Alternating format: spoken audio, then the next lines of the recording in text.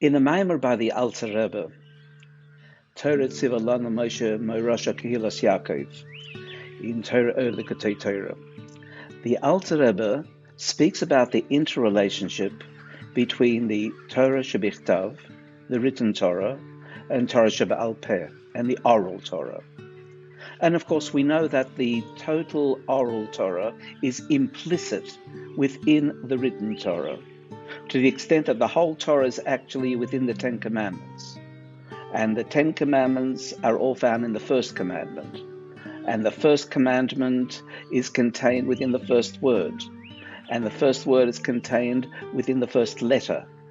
And the first letter, which also contains the Yud, which is the subject of every letter has that little dot Yud in it, is also in the akuts, in the very point that it begins the letter.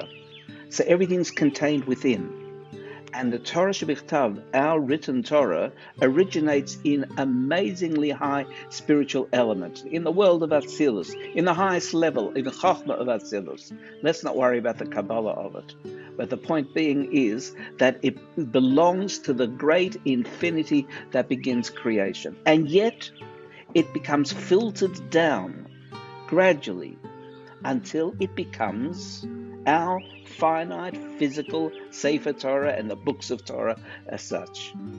And of course, there has to be an amazing contraction of everything that's implicit within it into the extrapolation that we have all the laws that are now applied to society. In the written Torah, we don't have much information of details.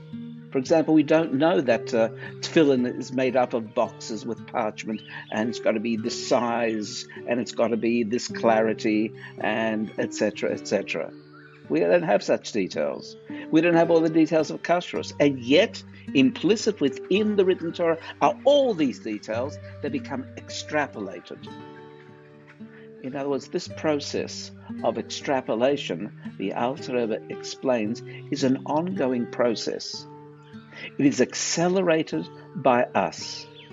When you and I are able to practice self-control, when we practice the process of taking our personal desires and moving them to align with Hashem's desires, we create the same up there in terms of creating the processes of extrapolating and extracting the content of the written Torah into the oral Torah, which continues to the present moment, the reapplication of what is implicit in the written Torah through the oral Torah into the world as such, the changing technology, the changing times we live in, the social settings, the problems that arise through economic circumstances, medical circumstances, and the like. That process is an ongoing process that doesn't stop.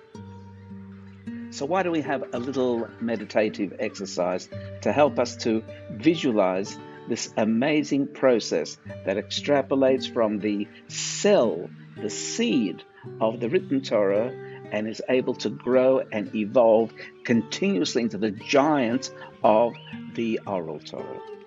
Gently close your eyes. And as you do, just become aware of Moshe Rabbeinu at the top of Mount Sinai. And you and I are standing at the foothills. And within those luchos, the tablets that Moshe Rabbeinu is holding, is a direct line to the highest spiritual realms from where the Torah originates.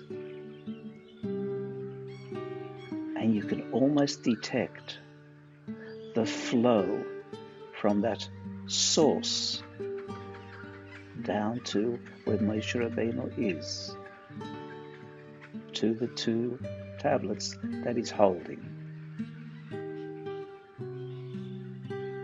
Allow yourself to visualize a flow from those tablets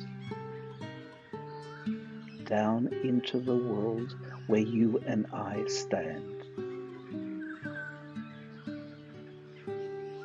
And imagine that flow transcending that moment and flowing into time, the dimension of time, continuously into the future, reaching out,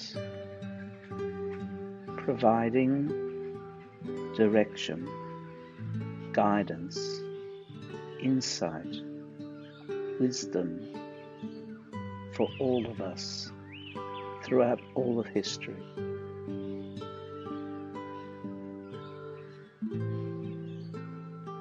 Transcending time, transcending space. The continuous flow from the sources of the written Torah, high, where godliness is most stark, continues to flow into our own day and time, into our own place and space, allowing us to apply the seeds of the written Torah into the wonderful growth of the oral Torah that explicates and makes relevant and imbues everything in the world, no matter what it is, with that godly source. And gently open your eyes, coming all the way back into the here and now.